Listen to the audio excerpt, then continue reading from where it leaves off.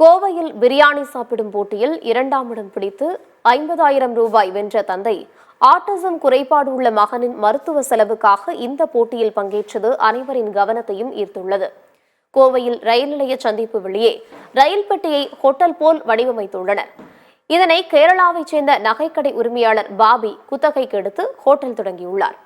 கடை விளம்பரத்திற்காக அரை மணி நேரத்தில் 6 பிரியாணி சாப்பிடுபவர்களுக்கு 1 லட்சம் ரூபாய் பரிசு என்றும் 4 பிரியாணி சாப்பிடுபவர்களுக்கு 50,000 ரூபாய் பரிசு என்றும் 3 பிரியாணி சாப்பிடுபவர்களுக்கு 25,000 ரூபாய் பரிசு எனவும் அறிவிக்கப்பட்டிருந்தது. இதனை அறிந்த மக்கள் ஏராளமானோர் ஹோட்டலுக்கு படையெடுத்தனர். ஆனால் இதில் யாருமே 6 பிளேட் பிரியாணியை சாப்பிடவில்லை. 3 பிளேட் பிரியாணியை சாப்பிட்ட கூலி தொழிலாளி 1 லட்சம் ரூபாயை பரிசாக வென்றார். ஆட்டிசம் குறைபாடுள்ள மகனின் மருத்துவ செலவுக்காக இந்த போட்டியில் பங்கேற்ற கணேசமூர்த்தி என்பவர் 2.5 பிளேட் பிரியாணி சாப்பிட்டு 50,000 ரூபாயை பரிசாக பெற்றார்.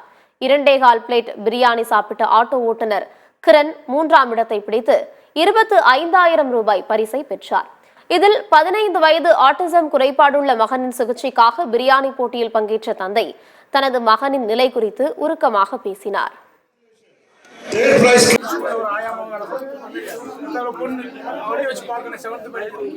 எல்லாத்தையும் தூத்துக்குள்ள இழந்துட்டு தான் வந்து வாடகை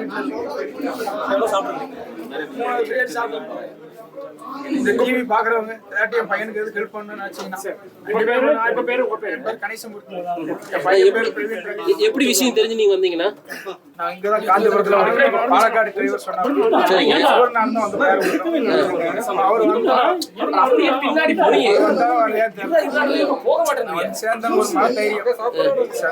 பொதுவா அந்த மாதிரி சாப்பிட்டு வரவங்களா ஒரு டேஸ்ட்டுக்காக வருவாங்க. நீங்க உங்க பையனுக்காக வந்து சொன்னீங்க, என்ன ஆச்சு, என்ன விவரங்கள்?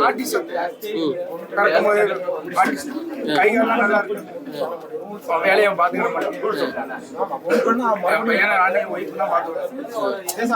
ஒரு பைக்ல ஏறினா அன்னைக்கு விடிய விடிய பைக் வச்சு சுத்தம், ஒரு கார்ல ஏறினா அன்னைக்கு விடிய விடிய கார்ல அவனுக்கு அவனவே வேலையை பார்க்க மாட்டான். எல்லாமே நம்ம சின்ன ஒரு வாய்ப்பா இருந்தாலும்